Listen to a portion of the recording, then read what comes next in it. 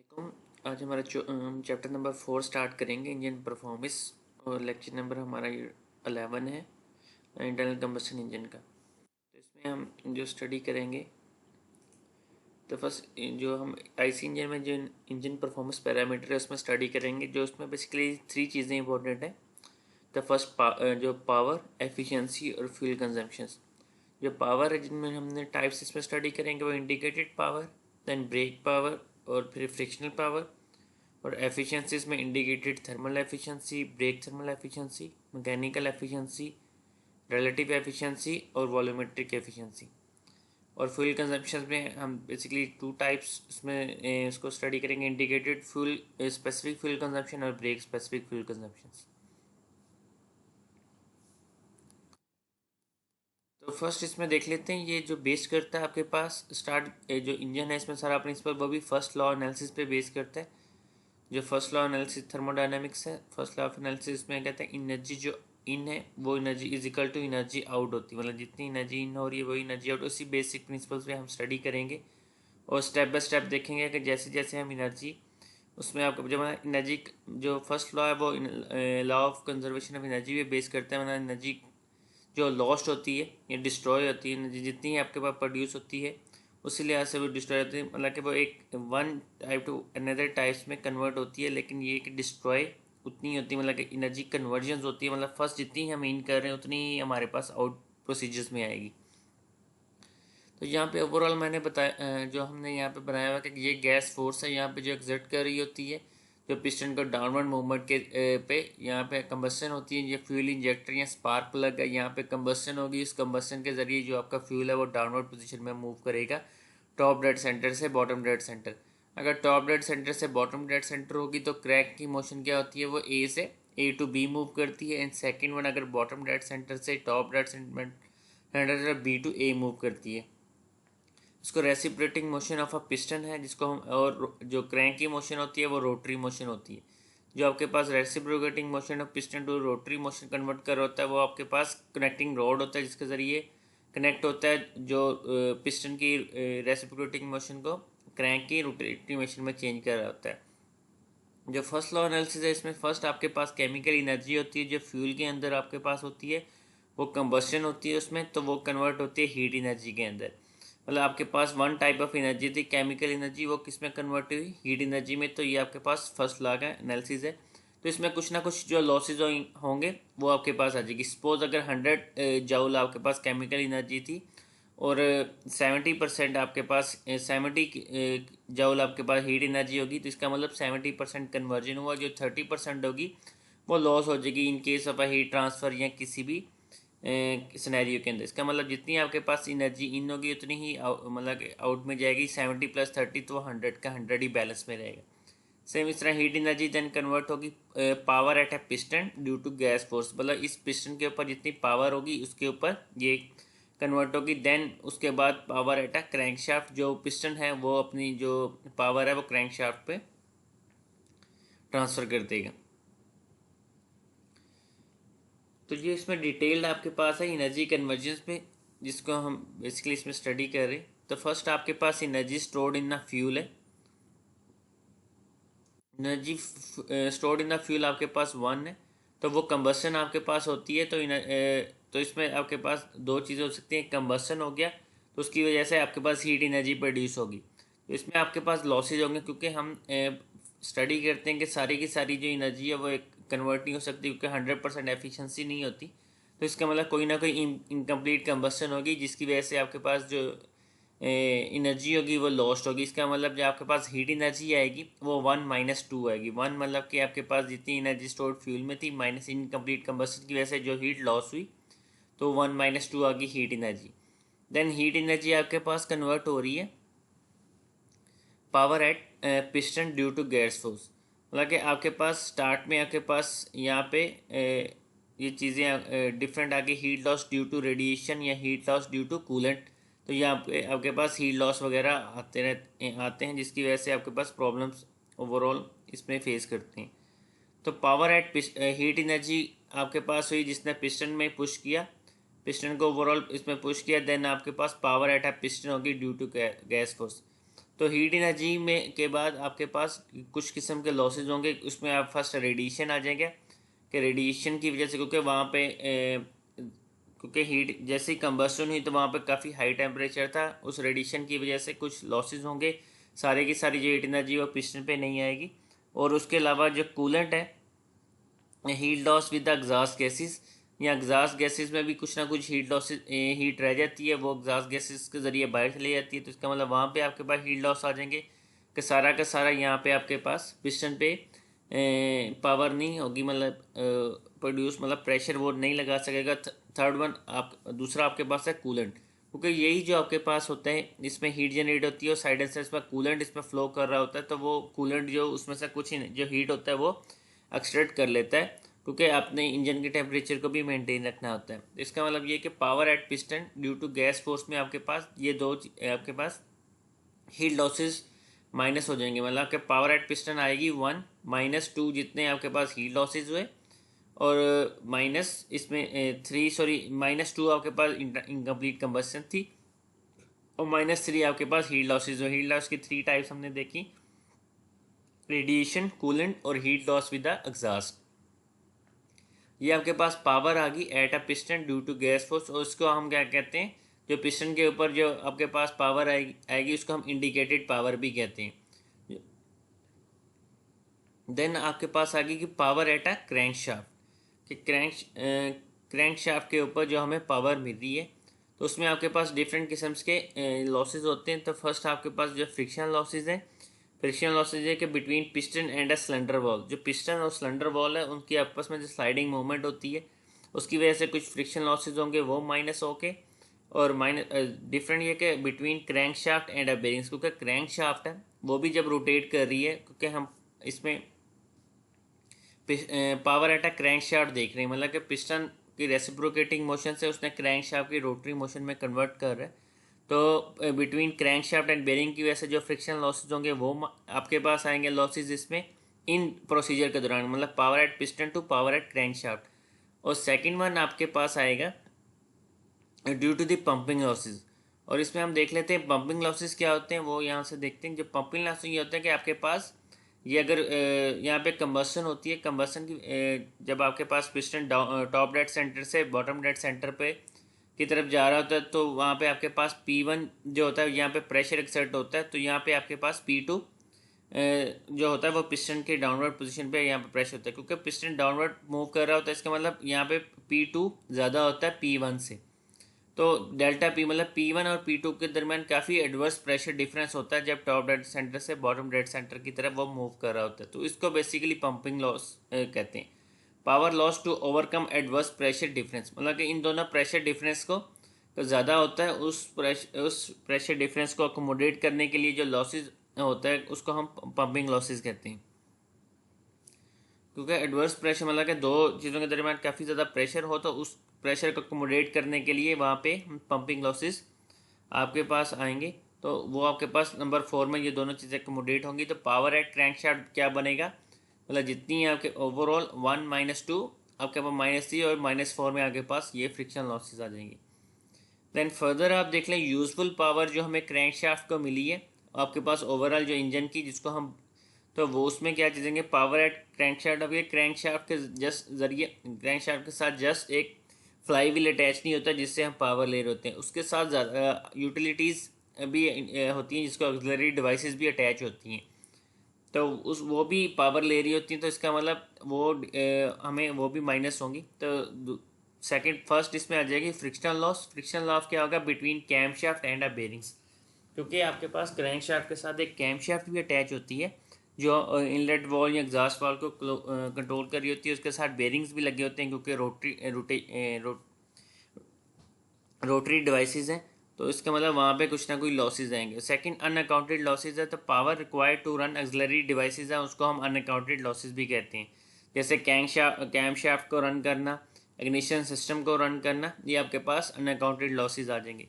This power is utilize, तो ये आपके पास इन दोनों को अकोमोडेट करेंगे तो यूज़फुल पावर आ जाएगी क्रैंक शाफ्ट के अंदर, जो आप फ्लाई व्हील को रन करने के लिए हम यूज़ कर रहे होंगे, या जो हम शाफ्ट में मिल रही होगी जिसके ज़रिए हम फ्लाई व्हील आपके पास ये वो वाली पावर होगी जिसके ज़रिए हम बाकी जो सिस्टम होगा वो रन कर सकते हैं। तो इसको हम useful power at crank shaft भी कहते हैं, डिलीवर्ड पावर भी कहते हैं, शाफ्ट पावर भी कहते हैं, ब्रेक पावर भी है। ये जो most important term brake power है, या this power utilize to run automobile, मतलब ऑटोमोबाइल को रन करने के लिए ये पावर अब यूटिलाइज होगी। देन भी फर्दर आपके पास डिफरेंट किस्म के लॉसेज हैं, जो ये बेसिकली आपके पास ब्रेक पावर होती है, इसको यहाँ ब्रेक हॉर्स पावर कहते हैं।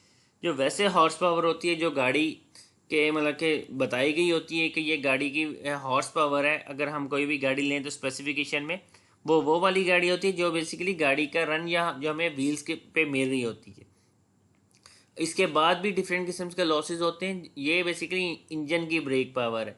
लेकिन जो गाड़ी की ओवरऑल जो पावर होगी उसमें हम डिफरेंट किस्म के देन फिर लॉसेज को अकोमोडेट करेंगे, जैसे ट्रांसमिशन लॉसेज होंगे, उसके बाद गियर के लॉसेज होंगे क्योंकि गियर ट्रेन इन्वॉल्व होगी, आपके पास गियर सिस्टम होगा पूरा, आपके पास और भी काफ़ी किस्म के, जैसे एसी अगर रन करेंगे तो वो आपके पास भी आ जाएगी। और इस तरह का डिफरेंट आपके पास देन आगे दो फिर जाके आपके पास हॉर्स पावर बनेगी, वो कार की होगी या कोई भी व्हीकल की होगी। ये आपके पास उसने हमने बताया हुआ है कि ये जो गेयर मैकेनिज्म या ये बेरिंग्स इन्वॉल्व है जो क्रैंक शाफ्ट कैम शाफ्ट को रन के लिए, तो यहाँ पे भी फ्रिक्शन लॉसेज होते हैं जो हम पहले से डिस्कस कर चुके हैं। तो अब हम डिस्कस करते हैं इंडिकेटेड पावर को। इंडिकेटेड पावर से पहले हम इंडिकेटेड डायग्राम या इंडिकेटेड मीन इफेक्टिव प्रेशर या ड्राइव, तो उसके से हम फिर इंडिकेटेड पावर को ड्राइव करेंगे।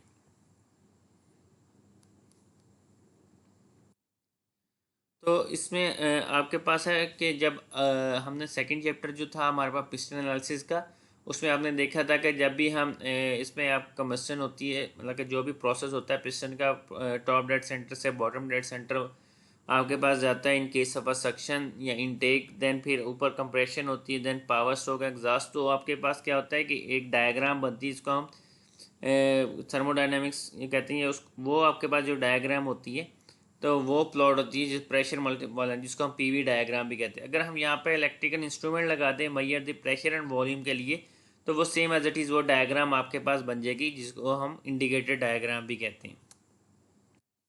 या इसको हम यहाँ से देख भी लें तो ये आपके पास डायग्राम होगी, जिसमें आपके पास जो हमने सेकंड चैप्टर में भी देखा था 1 to 2 प्रोसेस जो होगा वो एडियाबैटिक कंप्रेशन होगी, या इसको आइसेंट्रोपिक कंप्रेशन भी कहते हैं। 2 to 3 then constant volume heat addition होती है।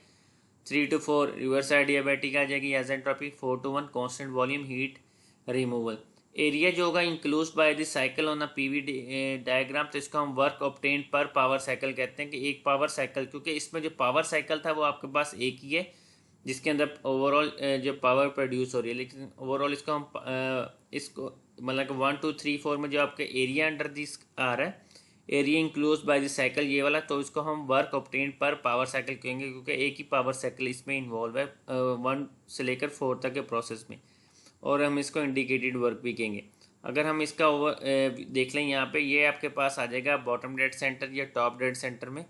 तो इस व्यू में हम एक स्ट्रोक लेंथ आपके पास आ जाएगी एल, मतलब कि या जो वी आपके पास ये जो वॉल्यूम होगा यहाँ से लेकर यहाँ तक, इसको हम स्वेप्ट स्ट्रोक लेंथ कहेंगे, या इसको स्वेप्ट इसको हम लेंथ कहेंगे स्ट्रोक लेंथ, और इस पूरे वॉल्यूम को हम स्वेप्ट वॉल्यूम भी कहते हैं। जो स्वेप्ट वॉल्यूम का फार्मूला है वो ए मतलब area multiply by area of that cylinder कहेंगे, पाई बाय 4 जो डी स्केयर होता है, वो जो आपके पास बोर ऑफ डायमीटर भी कहते हैं, और जो सिलेंडर का जो बोर डायमीटर वो आ जाएगा D square multiply by length क्या आ जाएगी स्ट्रोक लेंथ, तो ये एरिया ऑफ सिलेंडर आ जाएगा। और यही अगर हम डायग्राम को हम यहाँ से हम ड्रॉ कर लें, मतलब कि इसको हम इस डायग्राम को अगर हम एवरेज के तौर पर ले लें तो हमारे पास क्या आ जाएगा एवरेज प्रेशर, ये आपके पास एवरेज प्रेशर आ जाएगा यहाँ पे। Average pressure when multiplied V S gives work done पर सेकंड, क्योंकि पावर जो वर्क का फार्मूला होता है वर्क होता है प्रेशर मल्टीप्लाई बाय वॉल्यूम। तो ये आपके पास indicated mean effective pressure multiply by जो वॉल्यूम होगा, जिसको हम स्ट्रोक डिस्प्लेसमेंट वॉल्यूम भी कहते हैं, तो उसके ज़रिए हम वर्क निकाल सकते हैं पर power cycle.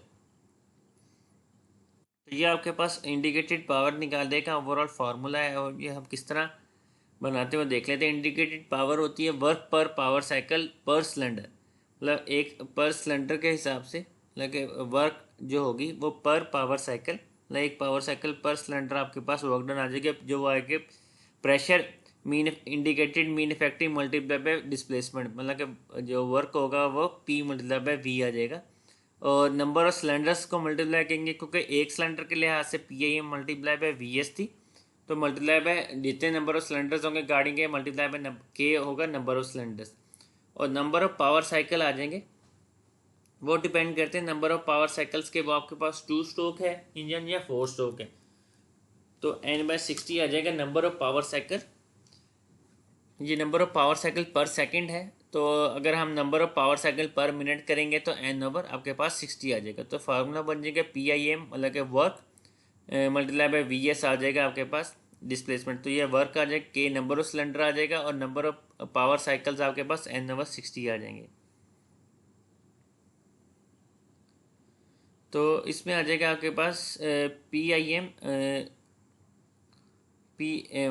Multiply by VS K multiply by N आपके पास नंबर ऑफ पावर साइकिल्स है पर मिनट ओवर 60 आपके पास आ जाएगा, तो ये आपके पास जूल पर सेकंड बन जाएगा और ये वॉट बन जाएगा। तो PIM multiply by VS multiply by K, जो N है वो नंबर ऑफ N है नंबर ऑफ, सॉरी यहाँ पे नंबर ऑफ साइकिल्स आना था, तो इसमें हम देख लेते हैं N को हम किस तरह डोनेट करेंगे।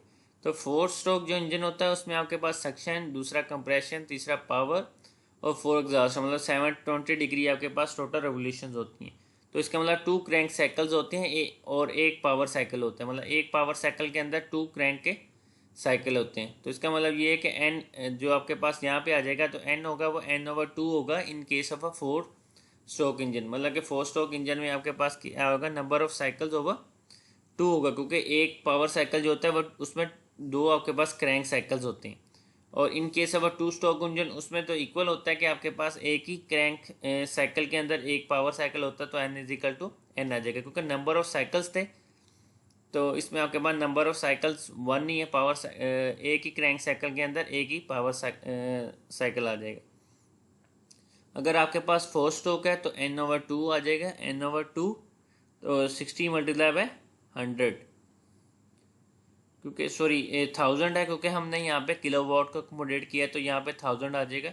और यहाँ पे जो N होगा वो RPM होगा, RPM मतलब क्या होगा, जितने RPM पे आपकी गाड़ी रन कर रही होगी, तो आप लिखेंगे जैसे 2500 RPM होगी तो N=2500 रेवोल्यूशन पर मिनट आ जाएगा।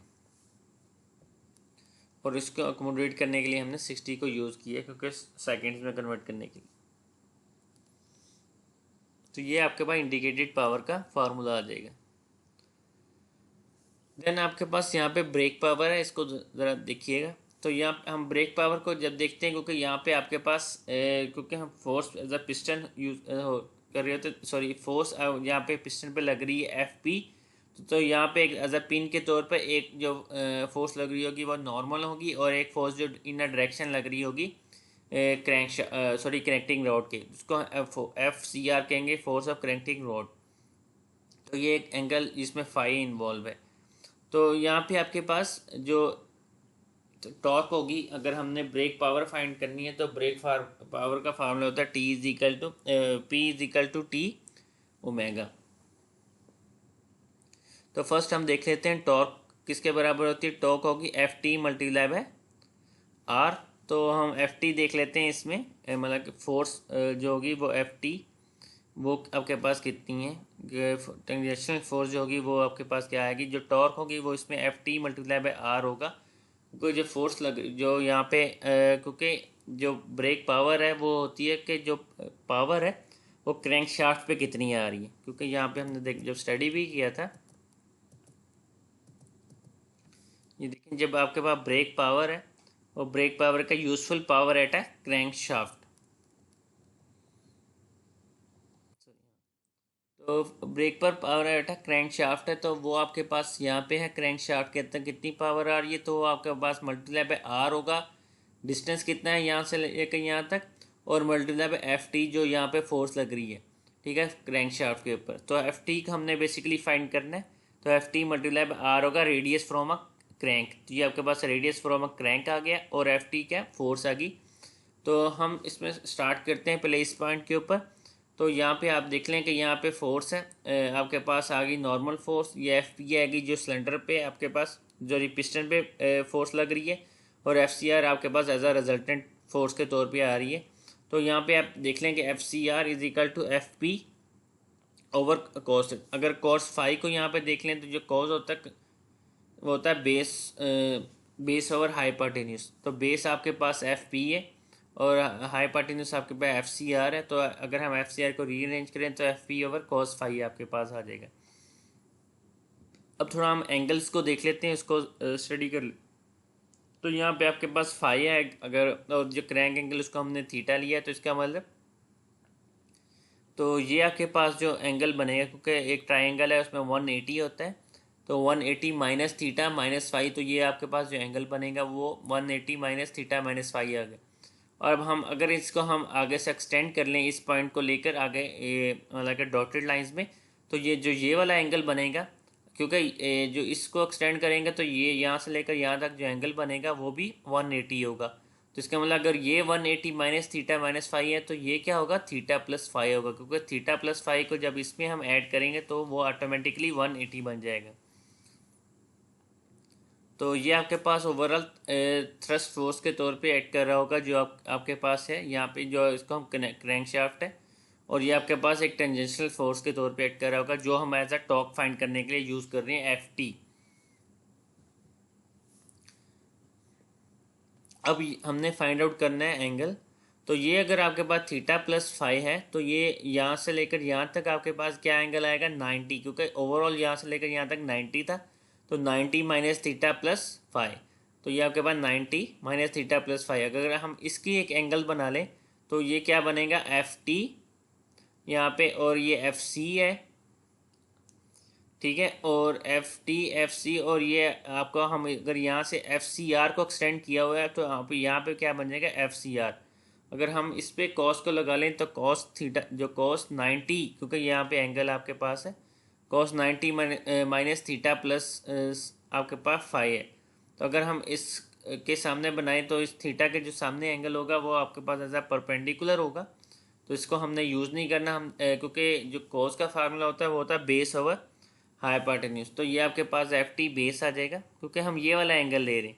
तो इसका मतलब ये कि इस एंगल के सामने यहाँ पे आपके पास परपेंडिकुलर होगा जो हम एफ सी है, हमने इसको नहीं लेना, क्योंकि हमने बेस ओवर बेस आपके पास एफ टी बनेगा और हाइपोटेन्यूज आपका ये वाला बनेगा जिसको हमने यूज़ किया हुआ है एफ सी आर। तो आप इसको रीअरेंज यहाँ देख लें, आप base F T over F C R आपके पास हाइपोटेन्यूज रीअरेंज किया तो एफ टी क्या आ जाएगा, equal to F C R multiply by आपके पास कॉस का एंगल। तो is equal to F C R, हमने अगर इसको कॉस को टू साइन कन्वर्ट करना है तो कॉस टू साइन अगर कन्वर्ट करेंगे तो क्या आ जाएगा, साइन थीटा प्लस फाइव। अगर हमने इसी एंगल को यूज़ करना था आपने साइन के तौर में, तो साइन आ जाएगा थीटा प्लस फाइव। तो अगर हम इसको रीअरेंज करेंगे तो एफ टी क्या आ जाएगा, एफ पी ओवर, क्योंकि हमने यहाँ पे एफ सी आर की वैल्यू पुट की है, एफ पी जो फोर्स मतलब कि लग रही है पिस्टन के ऊपर, over cos five multiply by sine theta plus five. तो ये आपके पास आ जाएगा फार्मूला एफ टी का। तो इसमें ये चीज़ें पुट करेंगे तो एफ टी के अंदर, और multiply by radius from crank करेंगे तो ये आपके पास टॉर्क हो जाएगी, टॉर्क को मल्टीप्लाई बाय ओमेगा करेंगे तो आपके पास पावर आ जाएगी, इसको ब्रेक पावर कह लें। अगर आपने वैसे ही इसका जो जस्ट दूसरा फार्मूला है, अगर आपके पास आरपीएम है इन्वॉल्व में, तो ये जस्ट एक ब्रेक पावर के लिए फार्मूला यूज़ करते हैं 2π/N/T/60। तो ये आपके पास पावर का फार्मूला, क्योंकि टॉर्क आपके पास आ गई जिसको बेसिकली हम फाइंड कर रहे थे, ओमेगा 2πN/60 होता है, तो 2πN/T/60 से हम पावर ब्रेक पावर इसमें फाइंड आउट कर सकते हैं। तो ये सेकंड उसमें आपके पास फ्रिक्शनल पावर आ गई। तो frictional power required to overcome, ये डिफरेंट आ गई इसमें। फ्रिक्शनल लॉसेज है, ये हमने स्टडी किया है वैसे, between crank shaft and bearings, between piston and cylinder wall cylinder. ये आपके पास डिफरेंट किस्म के पिस्टन अनअकाउंटेड लॉसेज में आपके पास पावर कंज्यूम्ड है from crankshaft to operate auxiliary devices such as valve, mechanical ignition system, और पंपिंग लॉसेज में एडवर्स प्रेशर डिफरेंस है। तो पावर एट पिस्टन और आगे इंडिकेटेड पावर और power brake power useful power at crankshaft, मतलब power at piston so useful power at crankshaft में आपके पास एक फ्रिक्शनल पावर आ गई। तो इंडिकेटेड पावर आपके पास होगी वो frictional power plus brake power होगी, मतलब इंडिकेटेड और ब्रेक पावर के दरमियान जो डिफरेंस होगा उसको हम फ्रिक्शनल पावर कहेंगे। तो ये फ्रिक्शनल पावर को फाइंड आउट करने का फार्मूला। तो पावर्स हमने तीनों डिस्कस कर ली, indicated plus brake power plus frictional. Then हम अब मूव करेंगे एफिशिएंसीज के ऊपर। तो एफिशिएंसीज में फर्स्ट आपके पास दो तरह की होती देख लेंगे। इसमें फर्स्ट में इंडिकेटेड थर्मल एफिशिएंसी और अब brake thermal efficiency. Indicated efficiency formula IP, मतलब indicated power of maximum rate of energy that can be delivered by fuel, मतलब जितना फ्यूल एक आपको एनर्जी प्रोवाइड कर सकता है उतना इंडिकेटेड पावर और मैक्सिमम रेट, मतलब जितनी एनर्जी एक फ्यूल प्रोवाइड कर सकता है उसको हम इंडिकेटेड एफिशिएंसी कहते हैं। तो एफिशिएंसी और इसमें आपके पास आएगा इंडिकेटेड पावर और जो आपके पास maximum rate of energy that can be delivered by fuel, तो वो किस तरह फाइंड करेंगे, एमएफ, मतलब कि फ्यूल आपके पास कितना, मतलब मैस ऑफ द फ्यूल, मतलब तो मल्टीप्लाई बाय आपके पास सीवी आ जाएगी, calorific value of that fuel.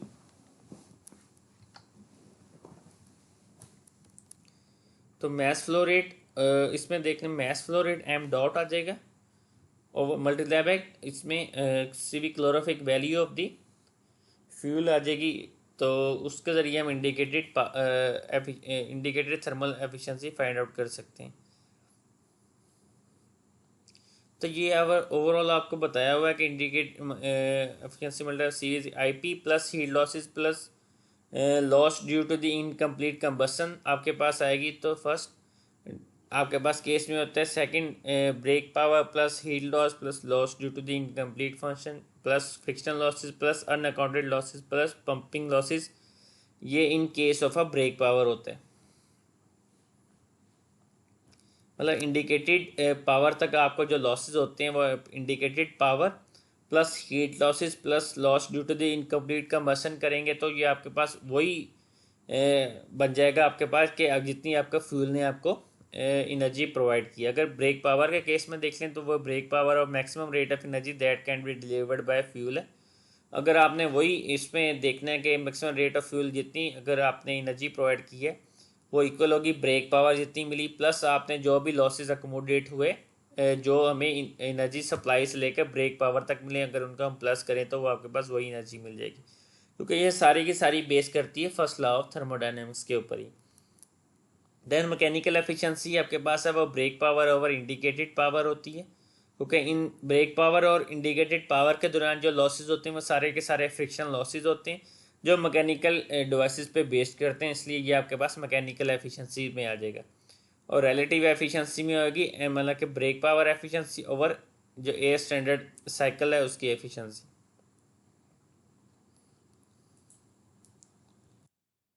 Last one आपके पास वॉल्यूमेट्रिक एफिशिएंसी है। इसको ओवरऑल जो स्टडी कर एक देख लें, इसमें इसका फार्मूला होता है actual mass of charge entering combustion chamber during suction stroke over maximum mass of charge that can be enter combustion chamber during suction stroke at atmospheric conditions।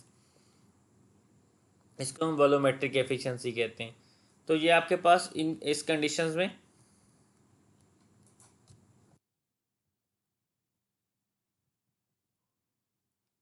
तो वॉल्यूमेट्रिक एफिशिएंसी इस आपके पास इस कंडीशन में जब आपके पास ये स्टार्ट में क्या होता है कि जब आपके पास इनटेक वाल्व ओपन होता है तो यहाँ पे प्रेशर ओवरऑल कम होता है, क्योंकि जैसे जैसे पिस्टन जब नीचे मूव कर रहा होता है तो यहाँ पे प्रेशर कम होता है। तो उसकी वजह से जब जो बाहर होता है वो प्रेशर जो होता है वो एटमॉस्फेरिक होता है, और जो पिस्टन के नीचे जाने की वजह से यहाँ पे एक वैक्यूम से जनरेट होता है जब प्रेशर जो होता है वो 1 atm से कम हो जाता है।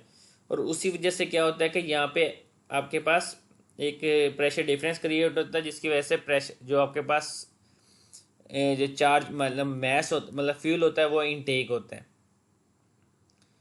तो अब इसी मतलब कि प्रेशर जो होता है वो लेस देन PATM होता है, तो मैस एक्चुअल मतलब जो होता है वो लेस देन मैस आइडियल होता है। ये इस कंडीशंस में होता है कि अगर आपके पास वॉल्यूमेट्रिक एफिशिएंसी मतलब actual mass of charge entering commercial jab है ड्यूरिंग सेशन, मतलब कि जितना असल में हुआ है, अगर आपके पास दोनों के कंडीशन में अगर एटमॉस्फेरिक प्रेशर अगर इक्वल रहता तो कितना मैस आपके पास इसमें इनटेक होता है, तो वो इसको हम वॉल्यूमेट्रिक एफिशिएंसी में कहते हैं।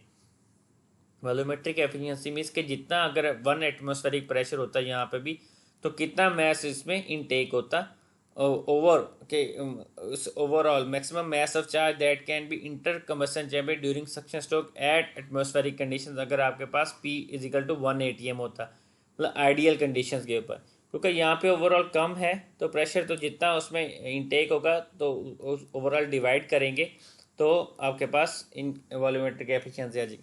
मतलब इसको एक बात इस तरह देख लें कि अगर आपके पास फुल चार्ज जितना इंटर हो सकता है, अगर और दूसरी कंडीशन में कि जितना हुआ है, क्योंकि ज़रूरी बात तो नहीं है कि सारा का सारा फिल हो, तो उसकी जो डिफरेंस होती है, उसकी जो रेशियो होती है, उसको हम वॉल्यूमेट्रिक एफिशिएंसी कहते हैं। तो लास्ट वन आपके पास फ्यूल कंजम्पशन है, इसको इंडिकेटेड स्पेसिफिक फ्यूल कंजम्पशन और ब्रेक स्पेसिफिक फ्यूल कंजम्पशन है। तो मैस फ्लो रेट जो होगा, mass flow rate of a fuel over indicated power जो होगी वो आपके पास होगी इंडिकेटेड स्पेसिफिक फ्यूल कंजम्पशन, और in case of over brake power होगी तो आपके पास ब्रेक स्पेसिफिक फ्यूल कंजम्पशन आ जाएगी।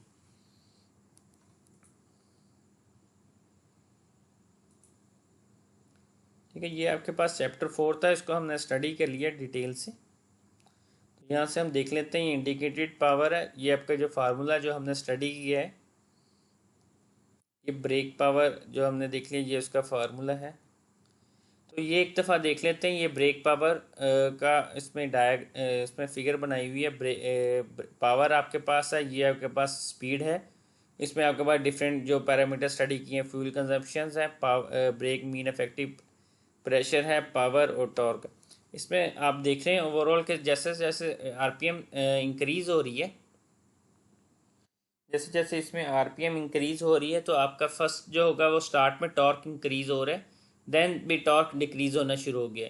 जो इसकी जो रीज़न आपके पास है वो ये है कि जैसे जैसे अगर आरपीएम इंक्रीज हो रही है तो आपके पास फ्यूल इनटेक जो हो रहा है वो आपके पास प्रॉपर हो रहा है, मतलब वॉल्यूमेट्रिक एफिशिएंसी पे हम डिपेंड करें कि आपके पास फ्यूल जो हो रहा है वो प्रॉपर ज़्यादा से ज़्यादा फ्यूल आपके पास उसमें इंजेक्ट हो रहा है, क्योंकि स्पीड अभी कम है, प्रॉपरली जो होंगे वॉल इनलेट वॉल्व ओपन हो रहा है, एग्जॉस्ट वॉल्व क्लोज हो रहा है, तो इस लिहाज से आपके पास जो टॉर्क होगा वो इंक्रीज़ होता जाएगा जैसे जैसे स्पीड, मतलब कि आपके पास स्टार्ट में स्पीड के इंक्रीज़ होने से, लेकिन इतना स्पीड उस पर इफेक्ट नहीं कर रही कि आपके पास स्पीड इंक्रीज, मतलब कि जैसे इंक्रीज हो रहा है आपके पास फ्यूल इंजेक्ट हो रहा है, वो ज़्यादा उस पर प्रेशर लगा रहा है, तो वो आपके पास मतलब कि ज़्यादा स्पीड होने की, ज़्यादा आपके पास आने की वजह से ज़्यादा फ्यूल इंजेक्ट हो रहा है, उसकी वजह से ज़्यादा फोर्स लगा रही है, ज़्यादा टॉर्क प्रोड्यूस हो रहा है। लेकिन एक ऐसा पॉइंट आएगा जिसके बाद आपके पास मतलब कि टॉर्क मैक्सिमम हो जाएगी, और उसके बाद जैसे जैसे आप स्पीड इंक्रीज करेंगे तो इनटेक वॉल्व और एग्जॉस्ट वॉल्व की वजह से जो आपके पास वॉल्यूमेट्रिक एफिशिएंसी है उसके ऊपर इफेक्ट पड़ेगा,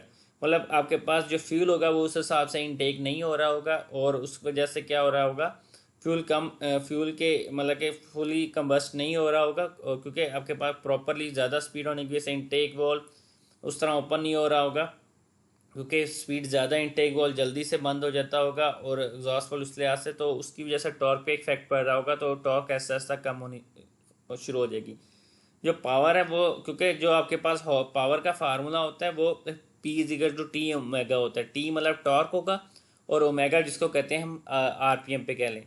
तो जैसे जैसे आपके पास आरपीएम ज़्यादा हो रही है तो आपके पास पावर भी स्टार्ट में ज़्यादा होती जाएगी, क्योंकि यहाँ तक तो टॉर्क इंक्रीज कर रही है तो पावर भी ज़्यादा होती जाएगी, और स्पीड भी ज़्यादा हो रही है तो पावर भी ज़्यादा हो रही है। लेकिन फिर एक पॉइंट आएगा, क्योंकि आपके पास जैसे जैसे स्पीड इंक्रीज हो रही है तो फ्रिक्शनल लॉसेस भी ज़्यादा होने शुरू हो गए, क्योंकि ज़्यादा स्पीड होगी तो आपके पास रेवोल्यूशन की वजह से और या पिस्टन की मूवमेंट की वजह से साइड सिलेंडर वॉल के साथ लग रहा है तो फ्रिक्शन लॉसेस ज़्यादा हो रहे हैं, क्रैंक में फ्रिक्शन लॉसेस ज़्यादा हो रहे हैं, बेरिंग के फ्रिक्शन लॉसेस ज़्यादा हो रहे हैं। तो एक पॉइंट ऐसा आएगा जब फ्रिक्शन भी मैक्सिमम पोजीशन के बाद ऐसा ऐसा आपके पास फ्लैटन पोजीशन पे आ जाएगी, देन कम होगी, क्योंकि इस पॉइंट पे जाके, क्योंकि एक तो टॉर्क कम हो रहा है, सेकंड वन ये है कि जो फ्रिक्शन लॉसेस हैं वो ज़्यादा मेजर इंपॉर्टेंट रोल प्ले करना शुरू हो जाएंगे, जिसकी वजह से पावर भी कम होना शुरू हो जाएगी।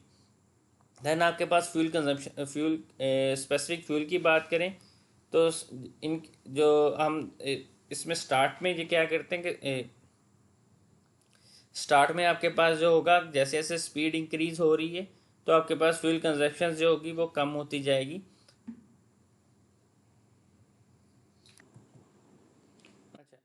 स्टार्ट में क्या होगा कि आपके पास जैसे जैसे स्पीड इंक्रीज हो रही है तो आपके पास स्पेसिफिक फ्यूल कंजप्शन डिक्रीज होती है कि ड्यू टू दी आपके पास क्योंकि साइकिल है, जैसे स्पीड इंक्रीज हो रही है तो जो एक ईच साइकिल है उस पर ऊपर कम टाइम लग रहा होगा, क्योंकि स्पीड इंक्रीज होने की वजह से पिस्टन की मूवमेंट ज़्यादा हो रही होगी तो हीट लॉसेस कम हो रही होंगे ईच साइकिल में, तो इसलिए आपके पास फ्यूल कंजप्शन कम होती जाएगी। लेकिन एक ख़ास पॉइंट के बाद, इस आरपीएम के बाद आपके पास फ्यूल कंजप्शन ज़्यादा होनी शुरू होगी, क्योंकि आपके बाद इसमें इस पॉइंट के बाद फ्रिक्शन लॉसेस ज़्यादा अकाउंटेड हो जाएंगी, ज़्यादा मेजर इम्पैक्ट शो कर रहे होंगे फ्यूल कंजप्शन को कम करने के लिए, फ्यूल कंजप्शन ज़्यादा होने के लिए। तो इसके बाद फ्यूल कंजप्शन इंक्रीज़ होती जाएगी एक ख़ास आरपी में। इसलिए हम जो स्टडी करते हैं या गाड़ी चलाते हैं तो इसमें एक पॉइंट रखते हैं कि हर जो गाड़ी होती है उसका जो मैन्युफैक्चरर होता है वो आपको एक ख़ास इसमें स्पेसिफिकेशन प्रोवाइड करता है, ख़ास इंस्ट्रक्शन प्रोवाइड करता है। जैसे पाकिस्तान में ज़्यादातर गाड़ियाँ होती हैं उसमें जो 80 जो स्पीड होती है जो शो हो रही होती है उसके रिस्पेक्टिव आरपीएम जो शो होती हैं, मतलब जैसे हम 4 या 5 गियर पे गाड़ी चला रही हैं और 80 आपके पास जो स्पीड हो तो उसके ऊपर जो मैक्सिम आपके पास फ्यूल इकॉनमी के लिहाज से वो बेस्ट अप्रोच होती है, और गाड़ी की जो फ्यूल कंजप्शन होती है वो उस पॉइंट पे सबसे कम होती है। तो इसलिए हम ज़्यादातर आप जब बात भी करें आपस में तो वो 80 टू 90 के दरमियान एक बेस्ट ऑप्टिमाइज जो स्पीड होती है उसको कंसीडर करते हैं, जिसमें फ्यूल कंजप्शन सबसे कम होती है। तो ये आपके पास friction power, then friction thermal efficiency, specific fuel consumptions के। Okay, thank you.